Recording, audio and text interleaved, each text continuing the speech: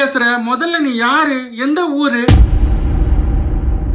அப்படின்னு யாருன்னா உங்களை கேட்டு நீங்களும் உங்க ஊர் பேரை சொல்லி அந்த ஊரா, அந்த ஊர் இதுக்கு ஃபேமஸ் ஆச்சு அப்படின்னு அவங்க வாயாலே கேட்கும் போது ஒரு மாதிரி ஹாப்பியா தான் இருக்கும்ல. எனக்கும் இன்னைக்கு அப்படி ஒரு விஷயம் தான் நடந்துச்சு. அதை உங்ககிட்ட சொல்லலான்னு தான் சொல்றேன். வீடியோ பார்க்கறதுக்கு முன்னாடி சப்ஸ்கிரைப் பண்ணிக்கோங்க, இல்ல நிறைய வீடியோ மிஸ் பண்ணிடுவீங்க. இன்னைக்கு டீ கடைக்கு போகும்போது ரேண்டமா ஒருத்தரை மீட் பண்ண, என்ன பார்த்ததுமே அவர் ஐடென்டிஃபை பண்ணிட்டார் போலகுது. நீங்க தானே பிக் பாஸ்ல எல்லாரையும் ரோஸ்ட் பண்ணுவீங்க அப்படின்னு கேட்டாரு. ஆமாங்க, அது நானே தான் ஒரே வெக்கத்தோட சொன்னேன். என்ன ஐசக்கே, திண்டிவனத்துல இருந்து சென்னை பக்கமா, உனக்கே பேசுறதுக்கு வெக்கமான்னு தானே கேக்குறீங்க?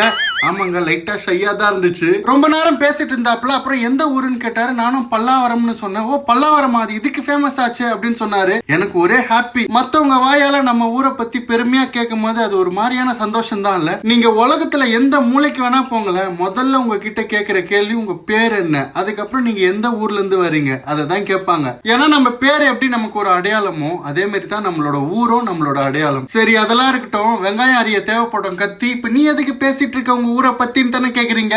சொல்றேன். என்னையும் நிறைய பேர் நீங்க எந்த ஊருன்னு கமெண்ட்ல கேட்டு இருந்தீங்க. ஒருத்தங்களை நம்மளுக்கு பிடிச்சிருச்சுன்னா அவங்க எந்த ஊர்னு தெரிஞ்சுக்க ஆசைப்படுறோம்ல, அதே மாதிரி தான் நானும். எனக்கு உங்க எல்லாருமே ரொம்ப பிடிச்சிருச்சு. நீங்களா எந்த ஊரு, உங்க ஊர்ல என்ன ஃபேமஸ் அப்படின்னு தெரிஞ்சுக்க ஆசைப்படுறேன். என்னோட ஊரு வந்து சென்னை. சென்னையில பல்லாவரம். எங்க பல்லாவரம் வெள்ளிக்கிழமை சந்தைக்கு ஃபேமஸ். அதே மாதிரி நீங்க எந்த ஊரு, உங்க ஊர்ல என்ன ஃபேமஸ்ன்னு கமெண்ட் பண்ணுங்க, பார்த்து தெரிஞ்சுக்கிறேன். பாப்போம் எந்தெந்த ஊர்ல என்னென்னலாம் ஃபேமஸா இருக்குன்னு.